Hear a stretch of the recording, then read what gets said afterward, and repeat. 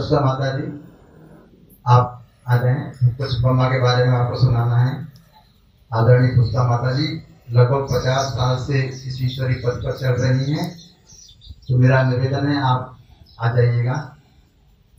और विशेष बात यह है, जैसे कि हम में से शायद यहाँ पर कोई भी ऐसा नहीं होगा जिसने मम्मा को देखा हो, लेकिन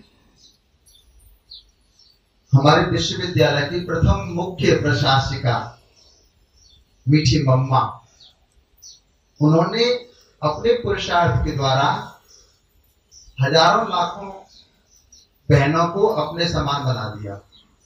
अर्थात ये बहनें ही जहां जहां पर सेवा केंद्रों का संचालन कर रही हैं, देखा जाए तो ये भी एक तरह से मम्मा के समान ही है। और हमारे लिए यही मम्मा है, जैसे कि हमारे सामने हमारी आदरणीय दीदी बैठी हुई हैं,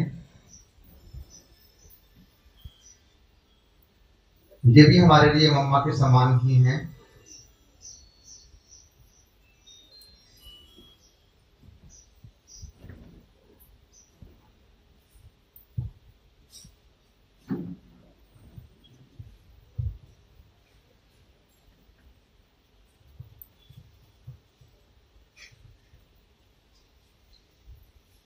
और मैं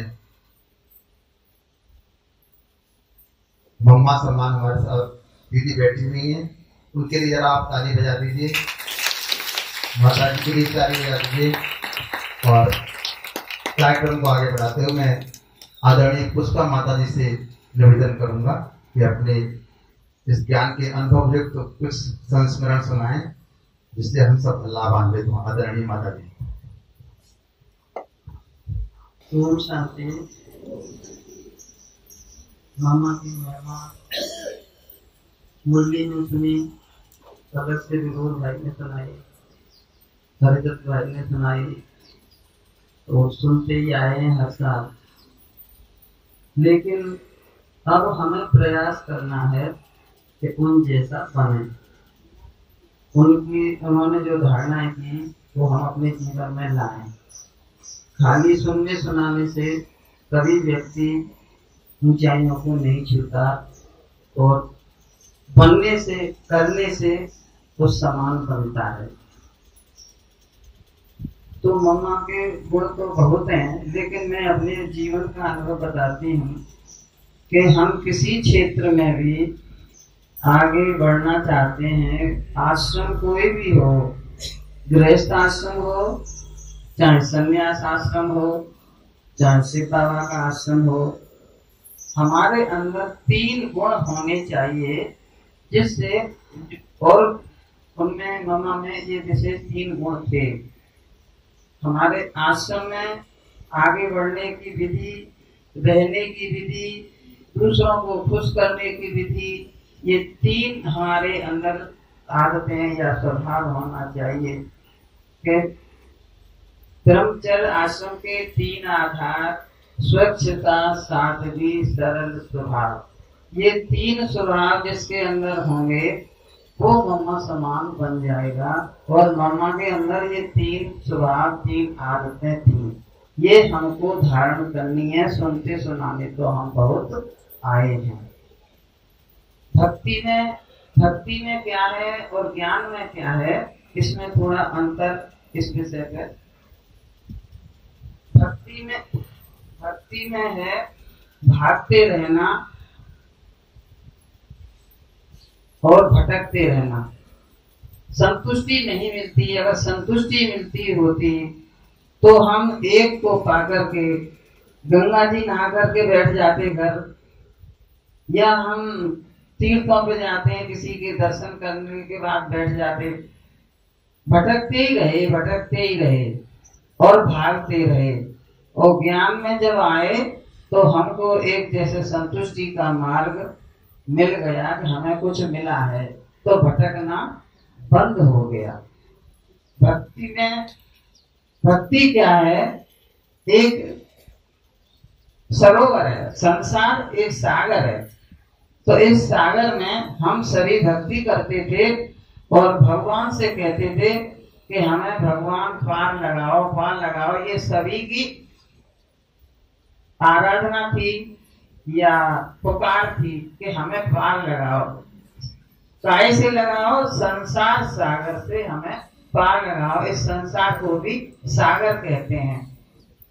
तो भगवान जो साधु सन्यासी थे, जो घर परिवार छोड़ चुके थे, वो थे तो संसार में, और उन्हीं के पास हम जाते थे, उनको ही पुकारते थे, उनसे ही पूछते थे कि हमारा उद्धार करो, हमें इस संसार रूपी सागर से निकालो। तो वो कितने निकले थे कि वो जो है संसार सागर से निकल के वो पार पर बैठे थे, लेकिन थे तो संसार में। और फिर वो कहते थे कि अपना हाथ दो, तो हम अपना हाथ उन्हें देते नहीं थे, और जो देवी देते थे तो उनको भी खींच लेते थे, क्योंकि दलदल संसार ऐसा है कि ये हमें निकलने नहीं देता। और आज के युग में तो देख भी रहे हो साधु सन्यासियों की क्या स्थिति है, ये सब हम सब जान चुके हैं। तो परमात्मा ऊपर से आया, हमारी पुकार सुनकर के ऊपर से आया, और आकर के उसने कहा कि बच्चे मेरा हाथ लो। क्या कहा? बच्चे मेरा हाथ लो।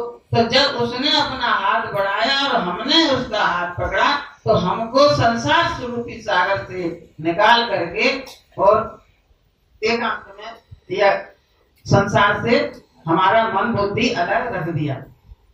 तो हमें भी भक्ति को छोड़ करके हमें भगवान की शरण में जाना है, तो उसका हाथ पकड़ना पड़ेगा।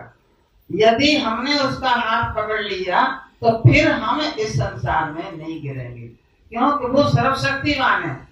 साधु सन्यासियों को कभी किसी ने सर्वशक्तिमान नहीं किया। उनकी शरण में जो गए, उनसे जो दीक्षा ली, गुरु दीक्षा ली, जो कुछ भी किया, वो संसार में रहे।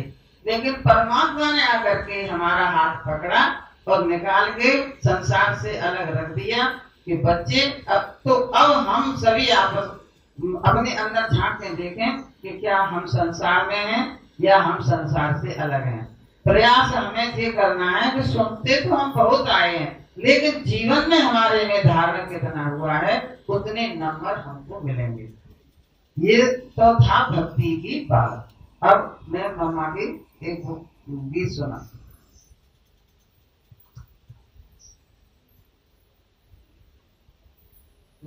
से नारी तू शिव शक्ति तेरी महिमा अपरंपार। हम और आपका कौन है? शिव शक्ति। हम और आप कौन है? तो जी हमें स्मृति में रहना है और स्मृति में रह करके फिर कार्य करना है।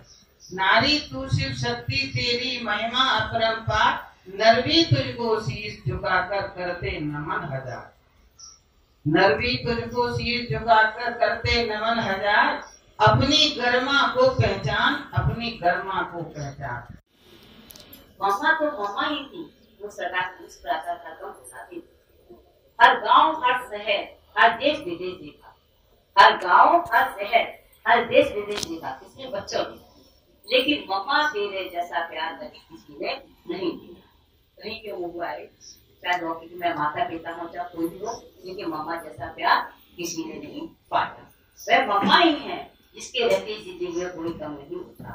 दुनिया साथ दे या न दे, दुनिया साथ दे या न दे। बच्चे क्या कहते थे जब मम्मा के सामने थे तो क्या कहते? दुनिया साथ दे या न दे, मम्मा प्यार कभी कम नहीं होता। मम्मा का प्यार कभी कम नहीं होता। हालात बुरे भी थे मगर मम्मा अमीर बना कर रखी। चाहे कैसी भी माताएं थी, छोटी छोटी बहनें आई थी, अच्छे परिवार से भी आई थी, फिर मम्मा क्या कहती? मैं बाबा मिल गया तो हम कौन बन गए?